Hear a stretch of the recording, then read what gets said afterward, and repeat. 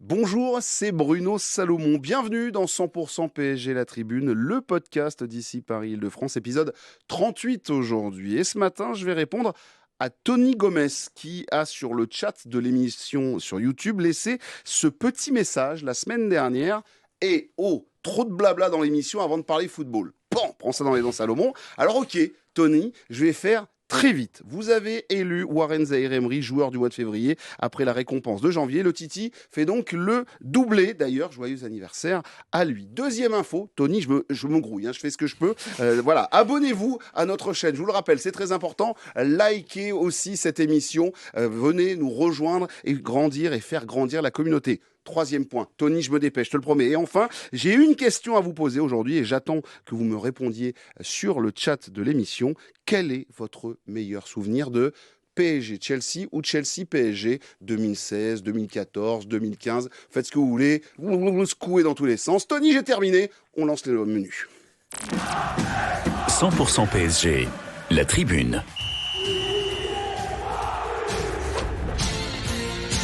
Au sommaire de la tribune, aujourd'hui le PSG qui nous fait le coup de la panne au plus mauvais des moments, défaite face à Monaco, 3-1 et à quelques jours du match de Chelsea, Paris ne respire pas forcément la santé, toujours leader quand même de la Ligue 1, mais juste avec un point d'avance désormais sur Lens. On va débriefer cette rencontre face à Monaco dans le j'aime ou j'aime pas, puis on ouvrira des débats. Est-ce que les problèmes actuels sont physiques ou plutôt mentaux? Bon, on va se poser la question, physique ou mentale, on va voir un petit peu ce que ça donne. On va se faire aussi un petit coup de frayeur en attaquant l'autopsie de la défense. Ouah, ça fait un peu peur. Je me suis pris même une petite pile de la part de Luis Enrique sur une question. On rappelle juste, en 6 matchs, le PSG a encaissé 10 buts. Ça fait quand même un petit peu tâche pour le champion d'Europe. Enfin, on va se demander dans quel état d'esprit êtes-vous autour de la table, mais aussi derrière le chat et peut-être aussi en train de nous écouter sur la route, eh bien, de savoir un petit peu dans quel état d'esprit vous êtes avant la rencontre de Chelsea. De ça et du reste, les amis, on en parle dans 100% PSG La Tribune. C'est parti. 100% PSG, la tribune. Qui compose l'équipe du jour? Abdella Boulma, bien le bonjour. Salut Bruno, salut les potes. Il vient de vérifier ses lunettes, il a regardé si elles étaient propres et s'il pouvait... Bruno, on a quasi le même âge et je ne vois plus de près Bruno. Eh oui, on est un peu pareil. Eh oui, mon petit bonhomme, c'est un peu la même chose. T'inquiète pas, ça arrive même au meilleur. Journaliste indépendant Abdella et auteur de plusieurs livres autour du football et aussi du Paris Saint-Germain. Alexandre Aflalo, quand on parle de livres, il y a toujours un Alex Aflalo désormais. Oui. Alexandre Aflalo du Parisien et blogueur littéraire. Oui, bonjour. Est-ce que ça te va, blogueur littéraire? Oui. Ouais. Eh bah oui, on y va désormais. Disons ça. Je vous conseille d'ailleurs Aflali, vous trouvez ses comptes et vous allez voir, vous allez retrouver le goût de la lecture grâce à l'ami Alexandre. Salut Alex. Salut Bruno, salut tout le monde. Et bienvenue. Et puis il y a le boss, le big boss est là, il est avec nous, c'est le patron du site canalsupporter.com, Jonathan Bensadoun. Salut Jonathan. Salut à tous. Bienvenue Jonathan. Vous avez vu les copains, on a été hyper rapide pour Tony, qui nous avait fait cette petite réflexion. On va pouvoir rentrer dans le football. Tony, franchement, c'est l'intro la plus rapide que j'ai pu faire. Petit tour de table. J'ai demandé aux copains et aux copines de nous mettre ça sur les réseaux sociaux. Votre meilleur souvenir de PSG Chelsea, un truc qui vous revient comme ça. Moi, j'ai un truc. Ça, c'est quoi? C'est le commentaire de Grégoire Margoton sur le but de Thiago Silva. C'est le moment pour Paris et but. Et but. Et oui. Et ça, à tout jamais. Bien avant second poteau Pavard, avant que ce soit cool. Mais moi, c'est ce commentaire-là qui reste à tout jamais. C'était beau, c'était excellent. Et c'est des souvenirs aussi qui me reviennent dans les tribunes là-bas du côté de Stamford Bridge. Toi, Jonathan, il y en a un qui te revient? J'ai été à Stamford Bridge le 2-2, effectivement. Sur le 2015, donc. Absolument. Et moi, j'ai ce souvenir de l'après-match. On est dans le métro, dans le tube londonien. Et qu'à un moment, avec tous les supporters parisiens, c'était tellement la fête que le métro a dû s'arrêter au milieu. Annonce du conducteur, arrêtez de sauter parce que vous allez faire dérailler le métro. Littéralement. C'était extraordinaire. Franchement, c'est une des plus grandes émotions. Alors, on passe 2025, évidemment, une des plus grandes émotions que j'ai vécues dans un stade. C'était incroyable. Il en a les étoiles. Oui, c'était extraordinaire. Effectivement. Et mon ancien, est-ce que il déchausse les lunettes? C'est parti. Pour vous annoncer le but de Dembaba. Absolument non, pas. arrêtez. Absolument pas, évidemment. C'est que je vois encore, j'étais dans le stade, je vois encore Mourinho partir comme une balle, courir. au bord du terrain. J'avais envie juste de m'énerver contre lui. Horrible ce jour-là, horrible. Non, évidemment, le but de Thiago Silva, il y avait David Luiz aussi en infériorité numérique, c'est juste extraordinaire. C'est l'un des plus grands moments du PSG. C'est vrai. De l'histoire du PSG. On se disait que finalement, à ce moment-là, ça aïe. On pouvait enfin se lancer et qu'on allait vivre de grandes émotions chaque année. Puis, c'est un peu, il a fallu attendre 10 ans. Il a fallu patienter un peu.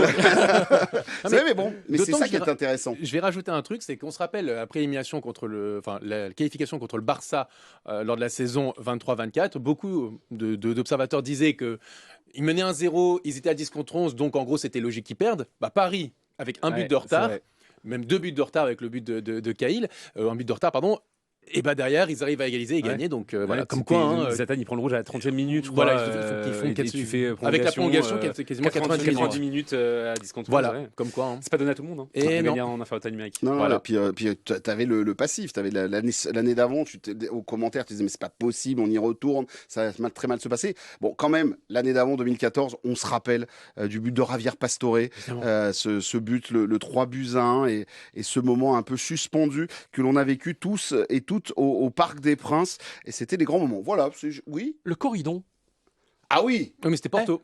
C'était Porto, pardon. Oui, parce que je pensais à Mourinho. Mourinho. Drogba vient faire du sale contre. Effectivement. Non, c'est ça. C'était juste, il a failli nous refoutre dedans avec des mauvais souvenirs. Je suis vraiment confus. Pas de souci. Allez les amis, on attaque le tour de table pour les j'aime ou j'aime pas. Je vous rappelle que le Paris Saint-Germain s'est incliné 3-1 face à Monaco. Je sais, on n'a pas très envie d'en parler, mais quand même parce que ça va nous permettre d'ouvrir ensuite les portes des huitièmes de finale de Ligue des Champions, puisqu'on affronte Chelsea mercredi en match aller. Ce sera à vivre sur l'antenne d'ici Paris-Île-de-France, bien évidemment, avec une émission spéciale de 20h à minuit présentée par Romain Bédouc qui va tenir la baraque, puisque Madame Pia a un concert depuis des mois et des mois qu'elle s'était réservé. Elle voulait pas rater un certain Wu-Tang Clan. Voilà, c'est le Wu-Tang. C'est Wu-Tang, pas mal. Non mais je sais bien, elle a le droit. Quand elle nous a dit, on a dit ok, ça t'as le droit. En tout cas, ce sera Romain à la baguette, et on aura le plaisir de se retrouver pour cette rencontre 3-1 face à Monaco. Ça, on l'a vécu aussi sur l'antenne d'ici Paris-Île-de-France, et on n'avait pas l'impression qu'il y avait grand chose à faire pour ce PSG qui physiquement avait la tête ailleurs, et mentalement aussi. Bref, rien n'allait face à cette équipe de Monaco qui finalement nous aura battus 2 fois cette saison en championnat. Ça nous est à peine arrivé 4 fois dans notre histoire. Il y a Nancy qui l'avait fait en 2013, et après il doit y avoir du Lyon et du Monaco. Il faut remonter, qu'une équipe réussisse à nous battre aller-retour en championnat. Ça s'est pas passé très souvent sous l'ère QSI à une certaine époque. Avant c'était un peu plus c'est ça, c'était un peu avant, ce qui est génial, c'est que tu vois Lyon, Monaco l'a fait 2 fois, une fois Lyon, et puis là tu vois Nancy, le Nancy de Pablo Correa, pour ceux qui se rappellent du grand Pablo Correa. Les copains, on fait le tour de table, et je vais attaquer avec toi, Jonathan, s'il te plaît. Ton j'aime ou ton j'aime pas? Eh bien, c'est un j'aime. Voilà. On va être un peu positif aujourd'hui. Soyons positifs. J'aime Matvei Safonov. Je trouve qu'il est rassurant quand même de match en match. Je trouve que déjà contre Le Havre, je l'avais trouvé plutôt bon. Alors il y avait un arrêt spectaculaire, la Manuel Neuer, certes hors jeu, mais c'est un bel arrêt. Et puis un autre très bel arrêt aussi. Et pareil contre Monaco, j'ai trouvé qu'il a fait de très belles parades. Sur les 3 buts, il peut rien. Le 3e, il est même dessus sur la frappe déviée de Nuno Mendes. Et je trouve aussi les défenseurs, ça ne se voit pas dans les résultats, mais peut-être un peu plus en confiance quant à Matvei Safonov dans les buts plutôt que Lucas Chevalier.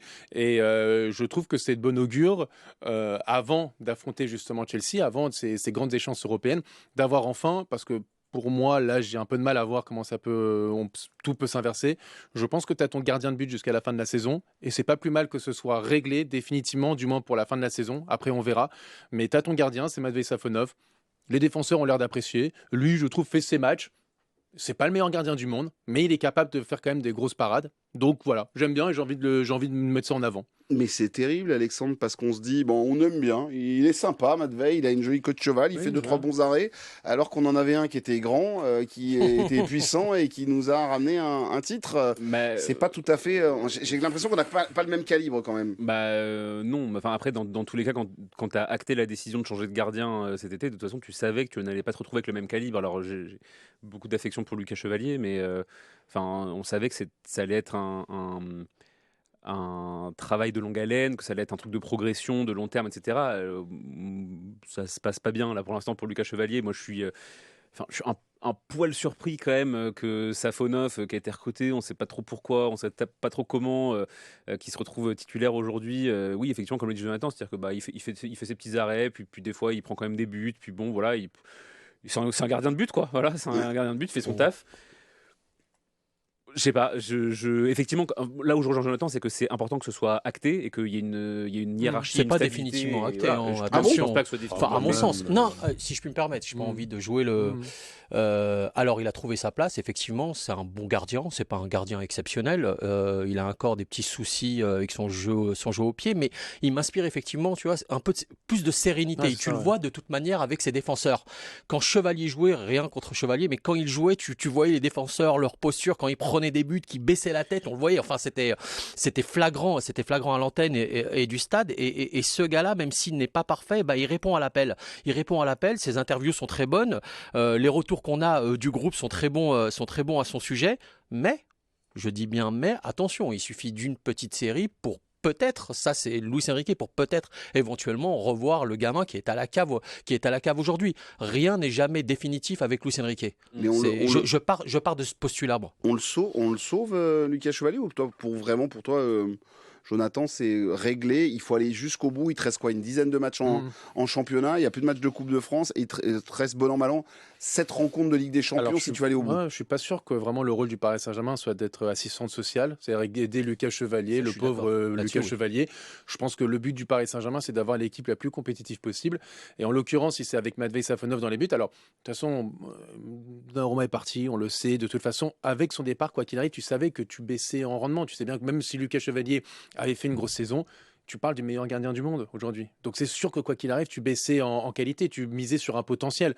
Bon là aujourd'hui, c'est un peu plus compliqué.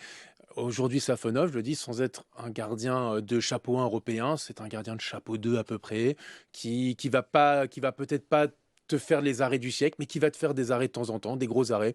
Et peut-être que ça peut te suffire pour la suite de la compétition, j'en sais rien. Mais en tout cas, je trouve ça bien comment ce soit acté. En tout cas, je pense que ce sera lui. Et je trouve que ces matchs sont de plus en plus rassurants. Donc voilà. En tout cas, à titre perso, moi j'attends un match référence de sa part. On l'a pas encore. On n'a pas encore le match où tu dis ah oui. Deux arrêts extraordinaires. Notamment en Coupe d'Europe. Enfin, en fait, la Ligue 1, ça a jamais été. Et on l'a beaucoup vu avec Donnarumma. C'est-à-dire que Donnarumma, il a arrêté des buts. Je dis pas même pas arrêter des tirs. Il a arrêté des buts en Ligue 1. Quand il faisait des matchs à Reims, là où il faisait 9 arrêts sur une rencontre. Mais bien sûr, ou même dans des gros matchs, contre Marseille, contre Lyon, quand le PSG dans le jeu allait un peu moins bien, mais que Donnarumma était là. On était bien content de l'avoir, mais en fait le révélateur, ça sera toujours la Ligue des Champions, et tu peux être le gardien du siècle en Ligue 1, si t'es une pipe en Ligue des Champions, c'est fini quoi. Donc voilà, ça sera ça le révélateur, et dès mercredi soir. En tout cas, on va le voir effectivement vendredi soir et mardi prochain. Oui, juste très court. Très court, juste, on se rappelle qu'il y a un an jour pour jour, quasiment, et même pas quasiment, il y a un an jour pour jour, Donnarumma a été extrêmement critiqué pour son match contre Liverpool, où il s'était planté, etc. Donc ça peut aller très vite. Aujourd'hui, on le considère effectivement comme un Golgoth, le meilleur gardien du monde, mais il y a un an, on disait pas ça. Donc à voir après sur Matvei Safonov, sans dire que ça va être pareil que Donnarumma, mais il peut s'imposer petit à petit et être ce gardien qui pourrait amener loin le Paris Saint-Germain en Ligue des Champions. On va suivre Matvei Safonov et regarder bien évidemment sa prestation face à Chelsea, match aller. Et surtout là-bas, match retour à Stamford Bridge. Il ne faut pas hypothéquer nos chances du côté du PSG dès le match aller. Il va falloir aller chercher là-bas les Anglais le 17 mars prochain. Jour de la Saint-Patrick, aller en Angleterre. Ah oui. Vraiment, les choses sont bien faites. Hein. Abdellah, avec toi, ton j'aime ou ton j'aime pas? Après ce match, il a été compliqué de trouver un j'aime, donc j'en ai trouvé un tout petit. Tu vois, je suis tout le temps comme ça. Tout petit j'aime. Je passe un tout petit j'aime à l'endroit de Luis Enrique qui depuis quelques temps en conférence de presse, montre autre chose, c'est-à-dire qu'il est plus forcément dans la méthode Coué. C'est quelqu'un qui protège énormément son groupe, c'est quelqu'un qui ira tout le temps dans le sens de son groupe. Tu lui poses une question sur un joueur individuel, il va répondre sur le collectif, c'est systématique. Tu sens qu'il a envie de reproduire ce qui s'est passé l'année dernière avec le même matos, mais qu'il n'y parvient pas. Il est agacé, il est tiré, il est fatigué, mais quand tu lis un tout petit peu entre les lignes, tu décèles quand même enfin pas une forme de pas de résignation bien évidemment, mais de constat. C'est-à-dire en gros, peut-être que je me suis planté. Et peut-être qu'on s'est planté. Parce que ça, il ne l'a jamais dit, il ne le dira jamais. Mais j'ai fait les dernières conférences de presse et en l'écoutant, j'ai senti chez lui comme un... je fais tout ce que je peux. Tout ce que je peux pour remettre ce groupe en l'état, mais c'est compliqué, j'ai du mal à le faire, et tu vois, ce constat là en fait ça me plaît plutôt pas mal, parce que tu vois, il a des doutes, Oui, bah, tu vois. Il a des doutes, tu vois, ça se voit, tu le lis dans sa façon d'être en conférence de presse. Bah écoute, c'est mon petit j'aime. Tu vois, c'est un être humain, ça reste un être humain, et j'aimerais qu'il nous dise un jour, lui ou Luis Campos, bah, qui se sont plantés à l'intersaison tout simplement. Ils ont voulu compter sur les jeunes, bah on voit que ça fonctionne pas forcément. Les blessés, peut-être qu'ils s'attendaient, ils voulaient peut-être qu'on serre les dents tous ensemble jusqu'au mois de janvier. Bah force est de constater qu'au mois de mars, bah c'est toujours aussi compliqué. Alex, Voilà. Alex, est-ce que d'avoir le coach qui commence à dire, il le dit pas ouvertement, mais je vois ce que tu veux dire, ouais. Abdellah, mais le coach qui dit bon bah voilà, la confiance ça s'achète pas au Monoprix, ça se trouve pas au Monoprix, qui commence à laisser entendre que physiquement ils sont quand même fatigués et cuits. Est-ce que ça veut dire on passe un peu pour humain et on n'est plus dans le... Absolument. Il y a un peu de ça. Je pense que c'est aussi de la lucidité, de l'honnêteté en fait. Et ça fait du bien, je trouve, dans le monde du football. Et puis aussi, je pense qu'il y a un truc qui est que quand tu passes ton temps à dire non mais tout va bien alors que tout va pas bien, tu crées aussi un climat d'attente et un climat de critique plus facile. En tout cas, quand match après match, on voit que tout va pas bien. Là, il a dit bon bah écoutez, oui, de toute évidence, tout va pas bien. C'est une saison compliquée. De toute façon, nous tous ici autour de la table, on le savait que ça allait être une saison compliquée. Hein. Personne tombe des nues par rapport à la saison qui est en train de se dérouler. Le fait qu'il le dise et qu'il l'affirme et qu'il l'assume, ça créera aussi un truc de bon bah au moins il l'avait dit quoi. Et on pourra plus lui dire on pourra plus dire il disait que tout allait bien, vous voyez son équipe jouer dans quel état elle est. Non, ça y est, maintenant il a assumé, et je pense que ça peut être que bénéfique, et peut-être que ça piquera aussi un petit peu les orgueils. Il l'avait d'ailleurs annoncé il y a quelques semaines, on a tendance à l'oublier, que devant les journalistes, que ne vous attendez pas à voir le PSG de la saison dernière. Oui. C'est impossible, il l'avait déclaré ça. Oui. Donc il en est conscient. Après, on y reviendra pour les conséquences de pourquoi on est dans cette situation-là, mais juste pour votre info, les amis, on a fait un petit calcul, et c'est Romain Bédouc qui s'est fait le calcul lui-même. C'est pas c'est Romain Bédouc a fait, et il me l'a dit. Voilà, c'est mieux, c'est toujours mieux de rendre à César. Et donc Romain est allé calculer le nombre de matchs depuis août 2024, depuis le début de la saison 24-25. Eh bien, sachez que le Paris Saint-Germain, après le match de Monaco, a joué 105 matchs. Ouais. Voilà, donc ça vous laisse à peu près l'état de fatigue. On aura l'occasion d'en reparler, fatigue mentale ou fatigue physique. Ça, on y reviendra. Je te sentais un peu dubitatif sur les arguments des copains, Jonathan. Merci Bruno. Non, mais je sais pas, je l'ai vu faire une petite... Ouais, parce que je sens pas vraiment... J'ai pas vraiment senti Luis Enrique comme ça, à reconnaître des erreurs ou autres. Je le vois beaucoup plus, et on en parlera dans le sujet d'après. C'est de base, c'est plutôt ça sur moi j'aime pas, mais c'est le sujet d'après. C'est vraiment, il a martelé sur le mental. Je le vois que c'est plus ça qui le préoccupe, c'est l'aspect mental. Et parce que ce qui est vrai, c'est que les défaites ou l'inefficacité, c'est pas ça qui aide. Tu peux être la meilleure équipe d'Europe, mais si tu perds 2-3 matchs de suite, tu es quand même dans une mauvaise dynamique. Et pareil quand tu rates des occasions.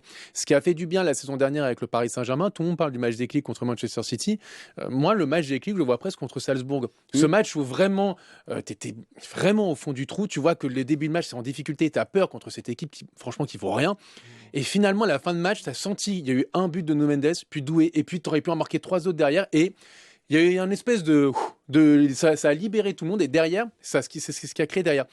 Et je vois Luis Enrique plus préoccupé sur l'aspect mental, plutôt que de se concentrer, presque de faire il n'est pas là déjà pour faire des bilans, il est là plutôt pour avancer, essayer de comprendre, faire un constat de peut-être ce qui va moins bien du côté du PSG. Eh bien, tu sais quoi, garde tes arguments, Jonathan, puisqu'on parlera dans quelques instants du physique ou du mental, mais il nous manque un j'aime ou un j'aime pas, et c'est à toi, Alexandre, pour un j'aime ou un j'aime pas, s'il te plaît. Alors moi, c'est un j'aime pas, mais ça n'a rien à voir avec le foot. Donc, ça va pas faire plaisir à Tony, c'est ça À Tony Gomez. Mais là, Tony Gomez. Tony, on est désolé, on va faire un petit écart. Ouais, moi je suis assez étonné. On a beaucoup parlé, c'était la semaine dernière ou il y a 2 semaines, de la banderole du CUP en soutien total à Achraf Hakimi, qui a beaucoup été critiqué, mais à raison, parce que c'est assez indigne de mettre ce genre de banderole alors qu'on a un joueur qui va être renvoyé en procès pour viol, ce qui est pas rien. Ce joueur-là, il a eu le brassard de capitaine pour la 4e fois de suite en Ligue 1 contre Monaco. Moi, je trouve que c'est pas judicieux de la part du Paris Saint-Germain de maintenir en tout cas le brassard de capitaine à Achraf Hakimi. Je suis pas là pour faire le procès d'Achraf Hakimi avant qu'il ait lieu, parce qu'il va avoir lieu. Il va y avoir un procès pour viol pour Achraf Hakimi. Je suis pas là pour dire s'il est coupable ou pas. Je suis pas là pour dire Achraf Hakimi ne doit plus avoir de carrière. Achraf Hakimi, on veut plus le voir sur un terrain de football. Moi-même, j'ai un point de vue assez conflictuel par rapport à ça, parce que c'est un joueur de foot que j'aime beaucoup. S'il était reconnu coupable de viol, je serais assez embêté de ne plus l'avoir dans mon équipe. Mais voilà, on a tous nos petites contradictions morales.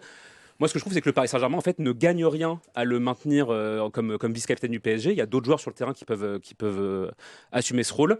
Et le fait de le maintenir, ça envoie un message. Ça envoie un message de peu importe en fait que nos joueurs soient accusés de viol ou pas, peu importe que nos joueurs soient en procès pour viol ou pas. Et s'ils sont capitaines, ils sont capitaines. Et voilà, c'est le visage de notre équipe. C'est lui qui porte le fanion. C'est lui qui va serrer la main de l'officiel avant le match. Et voilà. Et en fait, il n'y a pas de conséquences. Surtout que, honnêtement, il n'y aura sans doute pas de conséquences pénales, parce que je rappelle qu'aujourd'hui, il y a à peu près 90% des plaintes, ou en tout cas des procédures pour viol qui n'aboutissent à rien dans la justice française. C'est une zone grise absolue de notre justice, mais de la justice même des hommes de manière générale. Donc moi, je me fais pas de soucis pour lui, mais je note en fait que pendant cette période-là où le PSG aurait pu observer une forme de retenue, une forme de discrétion par rapport en tout cas à ce joueur-là, il est capitaine. Il est capitaine du PSG, c'est lui le visage du PSG, c'est lui qui représente le PSG. Et moi, je trouve pas ça normal en fait que Achraf Hakimi, qui, je le rappelle, va être en procès pour viol, soit capitaine du Paris Saint-Germain. Voilà.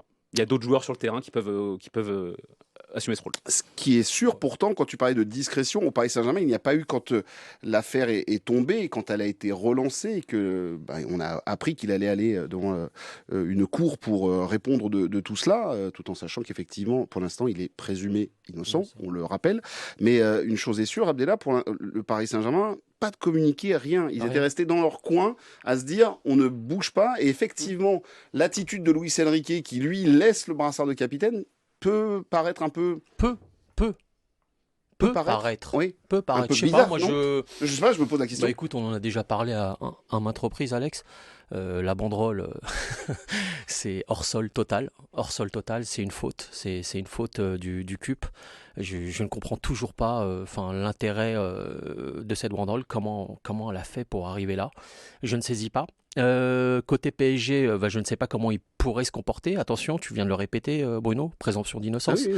Alors, on peut parler de la procédure, ok, mais personne n'a accès au dossier, hormis les avocats. Personne ne sait ce qui s'est passé. Donc, difficile de commenter ça, encore une fois.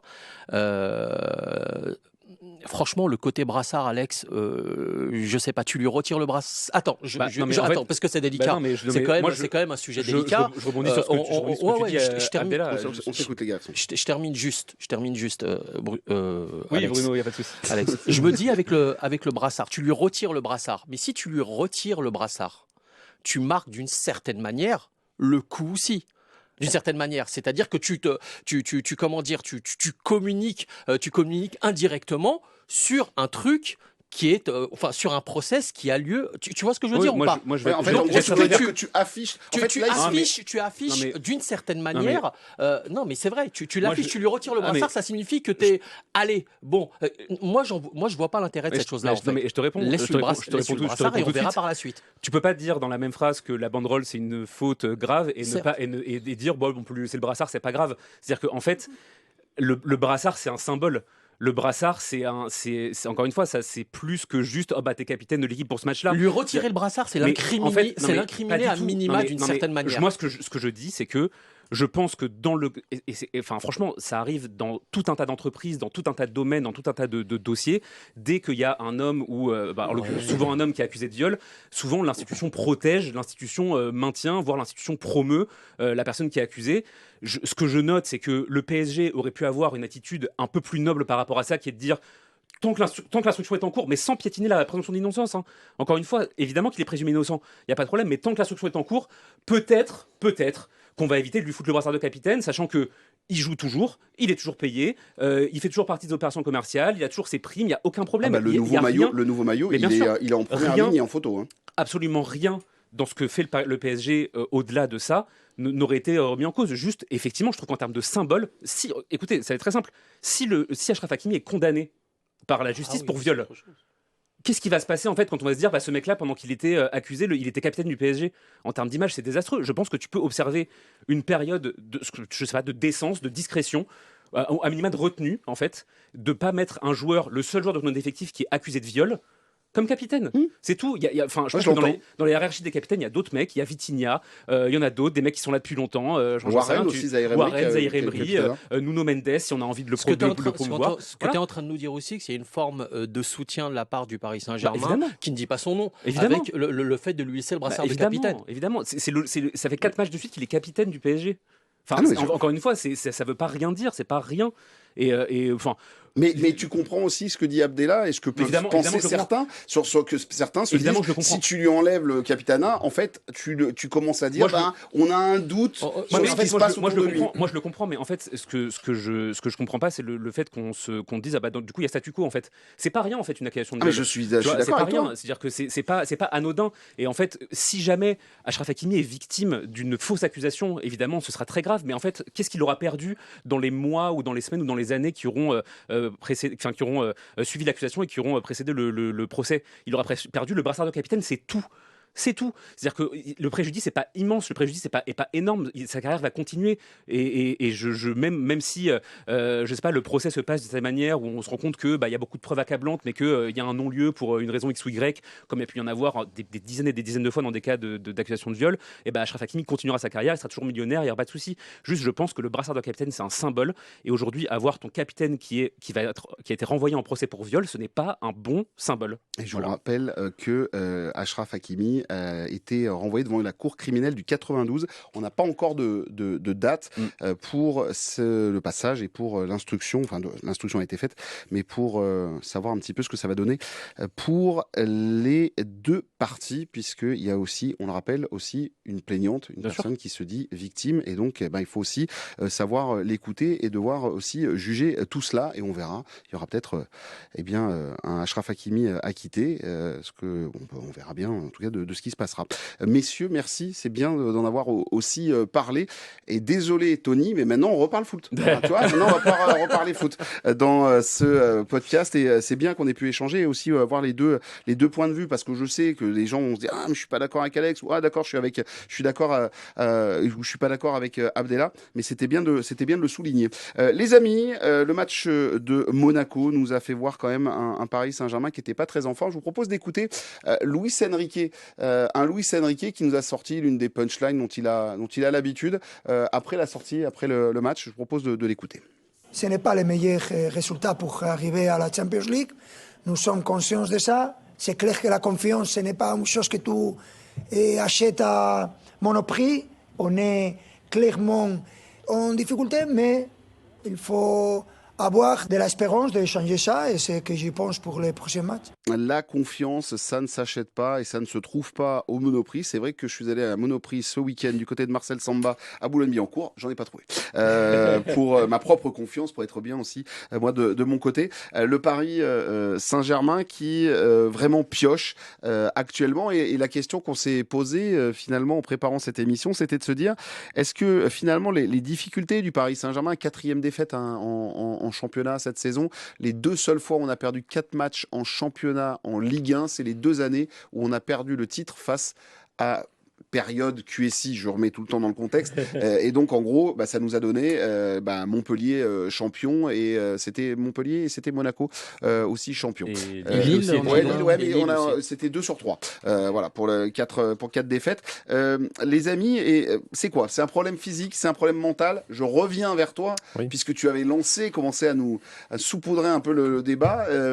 Jonathan, pour toi, c'est clairement mental pour cette équipe. J'avais dit il y a 2 semaines que je voyais cette équipe vraiment cramée physiquement, et j'avais beaucoup insisté sur l'aspect physique.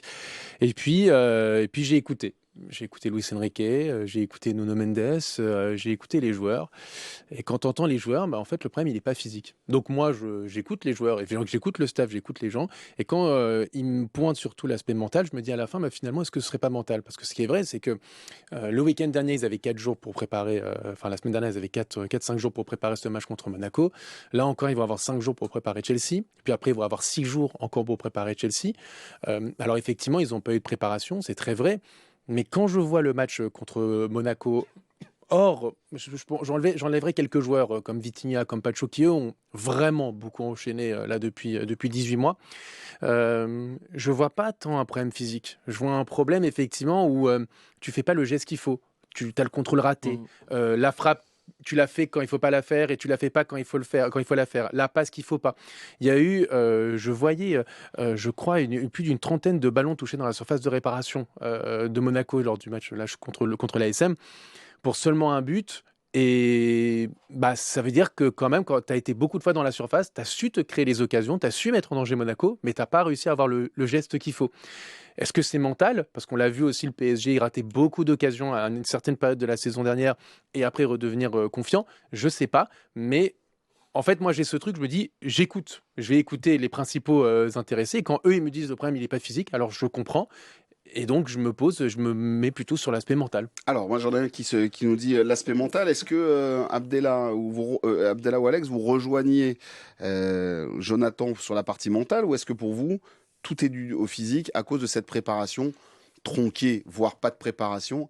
Allez, Abdallah, c'est pour toi. Écoute, j'avais un peu, moi aussi, j'étais à l'écoute, cher John. Ces derniers temps, on entend tout et son contraire. Est-ce que c'est de la fatigue mentale? Est-ce que c'est de la fatigue physique? C'est les deux, mon capitaine. Très bien. Les deux sont forcément corrélés, les deux sont forcément liés. Luis Enrique nous parle beaucoup de fatigue mentale en conférence de presse. Il y a beaucoup de joueurs en fait qui sont encore fatigués. Tu le vois, un indicateur, c'est les courses à haute intensité. Il y a moins de courses à haute intensité cette année. Tu le vois sur certains joueurs aussi. Tu le vois en matière de lucidité. Il y a quand même eu des pertes de balles assez flagrantes. Warren qui te fait un déboulé à la Marco Verratti. Ça n'a pas fini comme Marco. Bah non, tu à l'as l'antenne, perdu. j'ai dit, ça commence comme Marco Verratti, ça termine comme Warren Zaïre-Emery. Mais bon, pardon. Voilà, et c'est totalement, c'est pas dans les habitudes de Warren, c'est pas dans les habitudes de groupe. Luis Enrique l'a d'ailleurs rappelé. Le troisième, il me semble que c'est Viti aussi qui fait une déviation. C'est de la lucidité. C'est lié à la fatigue mentale et fatigue physique. Et justement, physiquement, en fait, j'ai toujours dit à cette antenne, Bruno, que dans le système de Luis Enrique, les joueurs se doivent d'être à 100%. Je ne parle pas d'un individu, je ne parle pas de deux individualités, je parle du 11. Pour reproduire ce que tu as fait en deuxième partie de saison l'année dernière, il faut que ton groupe, il faut que ton 11 soit au diapason, il faut que ton 11 soit à 100%. Et aujourd'hui, tu n'as pas des joueurs à 100%. Les états, physiques sont disparates. Mais tu le vois. Abdallah, je me permets de te répondre. Jonathan. Est-ce que tu n'as pas ce même rendu parce que tu n'as pas le même 11? Parce qu'il te manque Fabien Ruiz, qui est un joueur qui court beaucoup dans le système de Luis Enrique. Ouais. Parce que tu as un Vitinha, et c'est là où je te rejoins, qui est un peu plus fatigué physiquement. Parce que tu as Ousmane Dembélé qui n'est pas là. Vitinha est totalement cuit, John. Et en fait, il te manque des joueurs. Il te manque des joueurs pour reproduire ce que tu as fait la saison dernière. Parce que Warren, avec toute la sympathie qu'on peut avoir à son égard et sa progression, mais aujourd'hui, quand tu vois le milieu de terrain du Paris Saint-Germain et que tu vois effectivement à quel point ce milieu de terrain était si fort, oui, c'est sûr que ça te manque et donc tu peux pas reproduire la même chose. C'est trop compliqué. Absolument, mais encore une fois. Et après, on va venir te voir, Alex. Hein. Non, moi j'écoute, j'attends. Alex, il est encore sur Hakimi. Du coup, je disais. Non, tu vas bouquiner. non, je disais que le système Luis Enrique, c'est un contrôle de match, c'est le contrôle, c'est le ballon. Et ça demande énormément de concentration. C'est un jeu qui demande énormément d'exigence athlétique, mentale et donc de concentration. Et c'est de nombreuses permutations dans le jeu et la moindre baisse physique se sent tout de suite. Tu le vois tout de suite, la mécanique se dérègle immédiatement. Sauf que, Alexandre, j'entends les arguments des deux côtés. Moi, ce que je vois, c'est que si on prenait une carte avec les 11 joueurs sur le terrain, t'en as pas un qui est à 100%. Ils sont tous entre 50% et 90%. J'en vois pas un à 100%. dans son physique et son état de forme. Et là, en fait, ça pose problème. Effectivement, la lucidité derrière n'est plus là, en fait, dans cette équipe. En fait, je pense que, comme le disait Abdella, le physique et le mental sont liés. La tête fait avancer les jambes, en fait. Et je pense que quand mentalement, t'as pas eu de break et que mentalement, t'es épuisé, bah en fait, moi, là où je le vois surtout, c'est que le PSG est de plus en plus mis en difficulté sur le pressing adverse, sur le contre-pressing adverse. Quand le PSG récupère le ballon, tout de suite, tu vas avoir un joueur, deux joueurs qui vont venir choper un peu le porteur. Et là où, en fait, ce porteur-là, il y a un an, exactement la même période, aurait eu la vivacité d'esprit et de jambes de tout de suite faire les bons contrôles, les touches de balle, trouver le partenaire libre avec les circuits qui étaient déjà imprimés dans son cerveau, etc. Là, bah, en fait, il y a cette fatigue mentale et il y a ce qui fait avancer moins vite les jambes, mais c'est ça. Après, encore une fois, je répète ce que je t'ai dit tout à l'heure, qui est surpris, en fait? Pas grand Qui monde, est surpris? pas moi. On pourra déterrer, si tu veux, les émissions du début de saison où on disait non mais attendez, ils n'ont pas eu de vacances, ça va être une catastrophe cette année, ils vont être complètement sur les rotules dans 6 mois, c'est sûr que ça va pas être une saison comme l'année dernière, c'est évident. Enfin, c'était une évidence. On pourra toujours tenter de refaire l'histoire en disant est-ce qu'on aurait dû recruter plus ci, est-ce qu'on aurait dû faire plus ça, etc. Il y a plusieurs choses. Effectivement, déjà, le PSG n'a pas eu de break. Je pense que mentalement et physiquement, ils sont épuisés, mais les deux vont main dans la main. Tu peux pas dissocier les deux. Et par ailleurs, effectivement, ça entraîne aussi quelque chose qui est que tu as beaucoup de pépins physiques, tu as des joueurs qui sont blessés souvent, tu as des joueurs qui sont blessés longtemps, et ça n'arrange rien. Donc voilà, le PSG doit composer avec d'autres ingrédients que la saison dernière, et c'est juste tout simplement pour ça que c'est pas la même saison que l'année dernière, quoi. Vous ne le voyez pas à l'image, mais j'ai un Jonathan qui, une deuxième fois, me fait de double mou. Toujours pas d'accord. Parce que j'ai voulu revoir, c'est pas 30, c'est plus d'une cinquantaine de ballons touchés dans la surface adverse. Si tu étais si cramé physiquement, tu te créerais pas autant de situations dangereuses. Le problème, c'est que j'ai l'impression qu'aujourd'hui, j'ai l'impression que cette équipe, elle réfléchit trop. Alors, je sais pas si c'est peut-être lié à de la fatigue physique, donc ça use mentalement, ou si c'est l'inverse, mais je trouve qu'encore une fois, tu as quand même ces situations. Tu les as quand même, ces situations. Alors, effectivement, et je répète encore une fois, contre Monaco, on me parle de ce contre-pressing, on me parle de ce qui était la force de la saison dernière. La saison dernière, je le répète, tu avais Fabien Ruiz, qui est un joueur qui est très sous-coté et qui cavale beaucoup, et tu avais João Neves aussi, qui n'était pas là. Quand c'est sûr que tu as au milieu de terrain Vitinha, qui, lui, effectivement, semble cramer. Dro, qui est une bonne petite technique, mais qui n'est pas prêt pour ce genre de match. C'est pas plus pour l'instant. Et Warren, qui passe complètement au travers de cette rencontre, et qui, en plus de ça, c'est un peu plus compliqué dans le système de Luis Enrique, en tout cas au milieu de terrain. Bah oui, c'est sûr que tu ne retrouves pas la même magie, la même mayonnaise. Donc, il y a plein d'explications qui expliquent ça, mais voilà. Moi, oui, pour paraphraser l'ami Luis Enrique, laisse-moi juste une minute. Pour paraphraser l'ami Luis Enrique, oui, là, c'est multifactoriel. Un mot. Il y a un joueur en fait qui traduit un petit peu ce que tu dis, Jonathan, c'est Kvaratskhelia. J'étais au stade et en fait les courses qu'il faisait, les 100 mètres aller-retour qu'il faisait systématiquement en deuxième partie de saison l'année dernière, il les fait plus.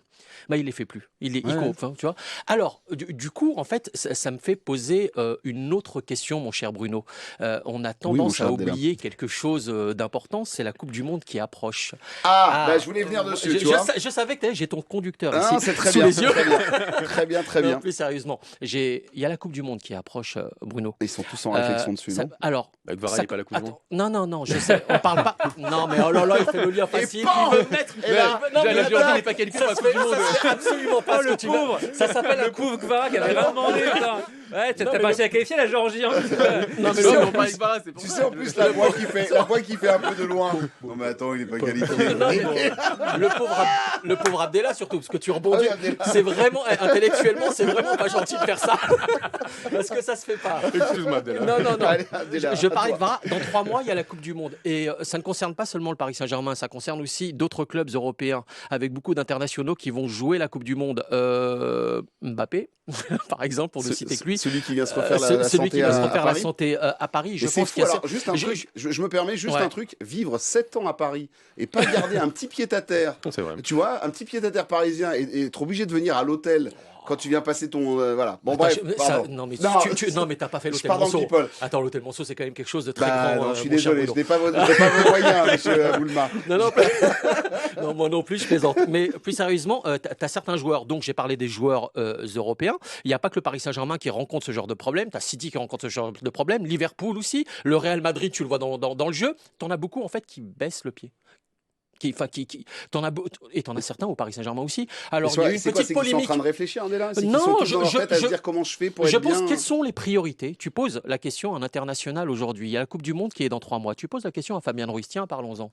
Fabien Ruiz, qui devait normalement revenir. Là, il devait logiquement... Bon, le joueur estime, lui, qu'il n'est pas encore à 100%.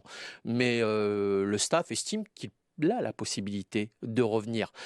Est-ce que ce joueur-là priorise aujourd'hui sa sélection ou est-ce qu'il priorise le Paris Saint-Germain et la Ligue des Champions? C'est une question qu'il faut se poser et c'est un paramètre hyper important qui explique ce qui se passe au Paris Saint-Germain aujourd'hui. Ouais, alors là, Okay, Alex, Allez, tu vas être d'accord avec moi, donc je te laisse. tu vas sortir du bois notre Alex. Non, Là, mais moi- Alex a levé la tête, genre. moi je Oh. trouve que le débat il est pris à l'envers, c'est-à-dire que est-ce qu'il privilégie le fait d'avoir une carrière ou le fait de claquer à 30 ans quoi.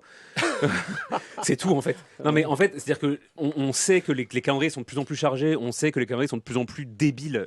J'utilise ce mot avec beaucoup de prudence hein, mais Ah, mais ces ouais, calendriers la Coupe du monde des clubs, Non, mais- on me l'enlèvera bien sûr. pas. On a C'est- fait les malins aux États-Unis. Mais mais évidemment, ça une servait horreur. Ces strictement calendriers rien. ne font aucun sens. Les mecs se tapent des trêves internationales. Ils doivent aller en Bolivie faire des matchs amicaux contre le Pérou. Enfin, ça n'a aucun sens. Enfin, et derrière, effectivement, tu dois aller faire la Coupe du Monde en 3 pays. À côté de ça, tu as fait la Coupe du Monde des clubs il y a 1 an. Avant ça, tu as fait l'Euro. En fait, les mecs, à un moment donné, ils privilégient leur santé et c'est normal. C'est normal et c'est juste la réponse des joueurs, la réponse normale et logique et cohérente des joueurs à ce que ce sport est en train de demander d'eux. Ah mais regarde Hein Luis Enrique qui, quand on lui dit Achraf Hakimi et Mbaye vont revenir assez vite, vont revenir quand? Il dit c'est nous qui payons, oui, ils vont revenir très vite. Bah, il peut dire ça, mais en fait, c'est même Luis Enrique, pour lui, le calcul, il est très simple. C'est est-ce qu'il a envie de pouvoir compter sur son joueur 4 matchs dans la saison ou toute la saison? Ou de pas pouvoir Alors, compter sur sur lui Ibrahim pendant... Mbaye, on peut pas compter sur lui Voilà, en ce moment. ou mais- alors, est-ce qu'il a envie de pouvoir compter sur Achraf Hakimi tout de suite maintenant et puis de pas pouvoir l'avoir en demi-finale avec des champions s'il se qualifie ou de pas pouvoir compter sur lui pendant 2 semaines le temps qu'il se repose et que derrière il te fasse une saison complète. En fait, c'est juste du bon sens et je pense que Luis Enrique il dit beaucoup de choses, mais je pense qu'il en pense pas moins Luis Enrique, c'est-à-dire qu'il sait très bien en coulisses dans la cuisine comment ça se passe. Il a toutes les données sur ses joueurs, il sait exactement quel temps de repos ils ont besoin et il sait que si un joueur revient pas, c'est qu'il y a une bonne raison pour qu'il revienne pas et c'est tout quoi. Puis, Jonathan. avec tout le respect, Bruno, comparaison n'est pas raison. Parce que Hakimi, quand il revient pas de blessure. Il revient de la CAN, effectivement, Oui. donc tu vois, Mais c'est il revient de pas blessure, pareil. quand même. Oui, mais il avait quand même 6 à Ah 7 oui. semaines pour revenir. Si Fabien Ruiz ne se sent pas à 100%, il y a presque une forme d'honnêteté là-dedans pour se dire, écoutez, moi je peux être là, mais je suis pas sûr d'être, je pense être un poids plus qu'autre chose pour mon équipe. Donc, je préfère prendre effectivement 1 à 2 semaines de plus pour, s'il y a un potentiel quart de finale, parce qu'on joue Chelsea, j'ai l'impression que déjà, on va en parler après, que le PSG est déjà éliminé, qu'on joue contre la meilleure équipe d'Europe et que le PSG est une d'accord. équipe pré-QSI. Calmons-nous tous, hein. Franchement, je sais pas ce qui se passe depuis quelques semaines, mais c'est bref, on en parlera un petit peu après. Et donc, Fabien Ruiz, dans sa tête, peut-être se dit, bah, en fait, moi, je préfère être à 100% des moyens pour un potentiel quart de finale plutôt que de revenir contre Chelsea, être à 50 ou 60% et être plus un poids qu'autre chose que mon équipe et entraîner mon équipe vers l'élimination. Je trouve qu'il y a une part presque d'honnêteté là-dedans plutôt que voir l'inverse. Enfin, après, peut-être que c'est moi aujourd'hui qui suis un peu plus positif. Voilà. On rappelle, prochain tour, hein, et quart de finale qui pourrait se jouer face à Liverpool. Voilà. Une équipe qui va bien aussi, hein, Liverpool. C'est ça. Mais non, mais pour rebondir sur ce que disait Jonathan, avec une petite pointe d'humour, si tu me permets, on a suffisamment subi Fabien Ruiz qui était nul pendant des années pour pas retourner à cette version de nul. Laissons-le revenir À 100%. tranquillement à Ne critique 100%. pas Fabien Ruiz devant moi. Non mais alors moi Fabien Ruiz pré Luis Enrique, je le critique mais en long Oui, large ça, en on est travail, d'accord, bien il sûr. était nul voilà. Donc ça y a pas de souci, juste non, ne revenons pas à cette ancienne version de Fabien Ruiz qui était pas bonne, laissons-le revenir tranquillement et voilà. Surtout Fabien Ruiz qui, on le rappelle, nous était arrivé de Naples avec quelques bonnes stats, mais avec aussi quelques blessures qui s'étaient exactement. traînées. Donc voilà, faire attention. Puis ce que disait Abdella tout à l'heure, dans le cursus, ou en tout cas dans ce que demande Luis Enrique, c'est d'avoir des joueurs à 100% physiquement. Donc si on peut récupérer un Fabien Ruiz à 100%, et de toute façon, au pire, si c'est pas pour une bataille en Ligue des Champions, il y aura une bataille en Ligue 1, parce qu'il va falloir aller au bout quand même dans ce championnat. Mais ça, on en reparlera. Donc j'ai bien compris, on est entre les deux, entre physique ou mental, mais en tout cas le Paris Saint-Germain, c'est quand même bien émoussé dans ce qu'on a pu voir face à cette équipe de Monaco. Et justement, dans cette équipe et face à cette équipe de Monaco, on a eu la défense qui en a quand même sacrément bavé. On va y revenir dans quelques instants. On va se faire une petite pause dans la tribune 100% PSG. Juste pour ceux qui nous regardent en vidéo, qui ne regardent pas en vidéo, sachez-le, on a un de nos copains qui est venu avec un très très beau maillot. Arrêtez. Ah oui, Mais très oui. très beau maillot. Mais oui. Et oui, c'est Mais- notre Alex qui est Mais- avec un maillot Cavani. On en a parlé dans cette émission. Mais oui, parce que la dernière fois, on en avait parlé. Tu m'as dit la prochaine fois, tu viens avec. Et Tout donc, à je suis fait. venu avec un maillot que m'a ramené ma maman de Buenos Aires. Tout à fait, le 120e anniversaire de Boca Juniors. Bien sûr, avec le petit floca. Attendez, je le montre pour la caméra. superbe, avec C'est bien, Cavani. parce que Ça correspond au moment où tout le monde dit qu'il est nul. Ah, Voilà, c'est donc ça. c'est Ah, parfait. très bien. Personne ne peut l'encadrer à Boca. Je dois être le seul mec au monde à avoir son maillot. Et donc, c'est bon. Mais il y a toujours un truc avec Edinson Cavani dans sa carrière, c'est que ça se termine toujours mal. En autre boudin, oui. J'ai l'impression Oui, quand c'est même, vrai, tu vois, ouais. c'est voilà, Boca, il est arrivé là-bas, ça se passait bien, puis là tout d'un coup, c'est en train de se terminer en Qu'il aille à boudin. l'Atlético une bonne fois pour toutes. Tout à l'heure, Voilà. elle est morte des mollets avec Cholo Simeone. Là. Ouais, mais moi Il j'ai était pour ça. j'ai toujours pas digéré le Final Four. Moi non plus. Voilà, du côté d'Edinson Cavani, Fallait payer, Bruno. bah, On débat là-dessus si tu veux, mais il y a un moment donné, on te propose de venir jouer une Ligue des Champions, on allait payer. Thiago Silva, on l'a payé quand même. Non, justement, en fait, c'était Il était pas- c'est la problématique qui s'était posée à l'époque avec Leonardo, c'est-à-dire qu'est-ce que tu joues le Final 8, mais il y avait les contrats étaient terminés, mais il n'allait pas être payé. Bah, il a payé 2 mois de contrat. Thiago Silva, il a bien fait Ouais, un c'est une contrat. prolongation de 2 mois. Ouais, mais c'était pas la même chose avec Cavani, il me semble. La raison pour laquelle, en fait, Je trouve que moi, pour le jour d'une finale de Ligue des Champions, quand tu mets en story que tu es en train de faire effectivement en train de couper l'herbe et mettre ça en story alors que ton équipe, soi-disant de cœur ou ton meilleur buteur de l'histoire, etc., joue la première finale de Ligue des Champions de son histoire, j'avoue que je trouvais ça d'une grande inélégance. Faut savoir Au mieux. couper le blé. Et oui, Exactement. mais attends, tu as pu voir comment on faisait le Et foin voilà, grâce exactement. à Edinson Cavani. Voilà, j'ai pas digéré ça. Voilà, c'est ça, un grand- c'est fait. ça reste un grand footballeur quand Ah, même. mais on est Attends, d'accord, mais ça personne reste ne dira un le grand- contraire. voilà. Je dis pas le contraire, mais ça s'est mal terminé avec le Paris voilà. Saint-Germain et ouais, j'en Absolument. veux quand même un petit peu. Allez, on fait la pause. Petit signe à Ange qui réalise cette émission. C'est parti pour la petite pause et on fait la suite des débats dans quelques instants. Si vous aimez découvrir des villes qui changent de la ville, Ici vous invite à découvrir Amiens dans les pas de Jules Verne. mais si vous préférez découvrir l'architecture de Lille ou du Havre, on a aussi un programme complet pour vous. Partir, votre guide audio avec plus de 80 idées de destinations pour des week-ends partout en France ou tout près de chez vous. Partir, une série de podcasts disponible gratuitement sur l'appli Radio France et ici.fr. 100% PSG, la tribune. Et même pendant la mini-pause, on parle d'Edinson Cavani. Moi, je vais vous dire qu'une chose, j'ai un regret. Le Paris Saint-Germain m'a toujours refusé ce reportage. J'avais fait une proposition parce que j'ai une petite passion, peut-être certains le savent, c'est la pêche. Et lui aussi. Et j'avais demandé d'aller faire un reportage à la pêche, partir pêcher avec lui. Et le Paris Saint-Germain n'avait pas voulu, alors que lui était plutôt partant sur le papier. Ça aurait été Franchement, super. ils sont vraiment pas drôles. Ah, hein, moi, je me serais bien vu, tu vois, au Ah ouais. bord de l'eau, tranquille, avec mon Edinson en train de me raconter. Parce qu'il avait ça comme passion, il avait aussi les oiseaux. La Elle chasse est- aussi. Ouais, les chants d'oiseaux et la chasse, tout à fait. Bref, personnage. Il était fait pour vivre en France, celui-là. hein. Chasser. Oh là là. Chasse, pêche, nature et tradition. Qui a Ah, parti mais pour Moedi avec son sanglier sur l'épaule. là. Attends, on avait lui et Zlatan quand il posait Bah les oui, photos, c'est vrai. quand il faisait des photos, énorme.